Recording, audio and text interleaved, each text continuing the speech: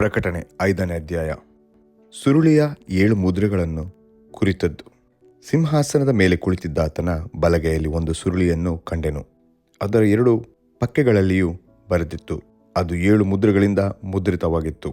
ಇದಲ್ಲದೆ ಬಲಿಷ್ಠನಾದ ಒಬ್ಬ ದೇವದೂತನು ಈ ಸುರುಳಿಯನ್ನು ಬಿಚ್ಚುವುದಕ್ಕೂ ಅದರ ಮುದ್ರೆಗಳನ್ನು ಒಡೆಯುವುದಕ್ಕೂ ಯಾವನು ಯೋಗ್ಯನು ಎಂದು ಮಹಾಶಬ್ದದಿಂದ ಸಾರುವುದನ್ನು ಕಂಡೆನು.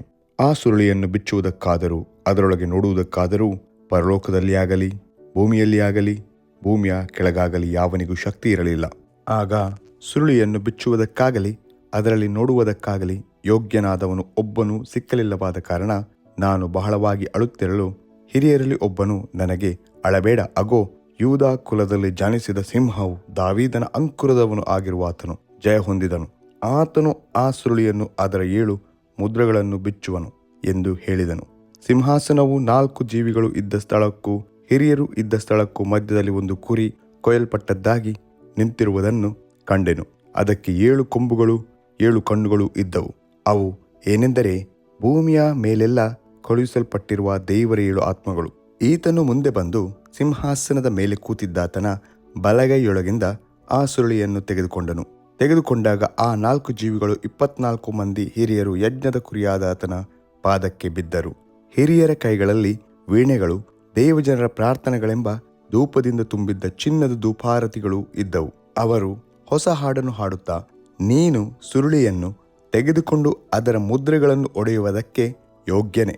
ನೀನು ಯಜ್ಞಾರ್ಪಿತನಾಗಿ ನಿನ್ನ ರಕ್ತದಿಂದ ಸಕಲ ಕುಲ, ಭಾಷೆ, ಪ್ರಜೆ, ಜನಾಂಗಗಳವರಿಂದ ಮನುಷ್ಯರನ್ನು ದೇವರಿಗಾಗಿ ಕೊಂಡುಕೊಂಡಿ ಅವರನ್ನು ನಮ್ಮ ದೇವರಿಗೋಸ್ಕರ ರಾಜ್ಯವನ್ನಾಗಿಯೂ ಯಾಜಕರನ್ನಾಗಿಯೂ ಮಾಡಿದಿ. ಅವರು ಭೂಮಿಯ ಮೇಲೆ ಆಳುವರು ಎಂದು ಹೇಳಿದರು. ಇದಲ್ಲದೆ ಸಿಂಹಾಸನವು, ಜೀವಿಗಳು, ಹಿರಿಯರು, ಅವರ ಸುತ್ತಲೂ ಬಹುಮಂದಿ ದೇವದೂತರನ್ನು ಕಂಡೆನು. ಅವರ ಸಂಖ್ಯೆಯು ಕೋಟ್ಯಾನುಕೋಟಿಯಾಗಿಯೂ ಲಕ್ಷೋಪಲಕ್ಷವಾಗಿಯೂ ಇತ್ತು. ಅವರ ಸ್ವರವು ನನಗೆ ಕೇಳಿಸಿತು. ಅವರು ಮಹಾಶಬ್ದದಿಂದ, ವಧಿತನಾದ ಕುರಿಯಾದಾತನು ಬಲ, ಐಶ್ವರ್ಯ, ಜ್ಞಾನ, ಸಾಮರ್ಥ್ಯ, ಮಾನ, ಪ್ರಭಾವ, ಸ್ತೋತ್ರಗಳನ್ನು ಹೊಂದುವುದಕ್ಕೆ ಯೋಗ್ಯನು ಎಂದು ಹೇಳಿದರು.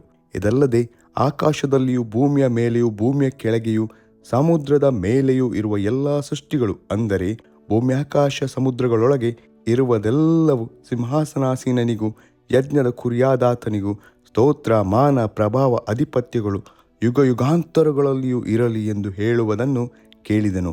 ಆಗ 4 ಜೀವಿಗಳು ಆಮೇನ್ ಅಂದವು ಮತ್ತು ಹಿರಿಯರು ಅಡ್ಡಬಿದ್ದು ನಮಸ್ಕಾರ ಮಾಡಿದರು ಎಂಬುದೇ.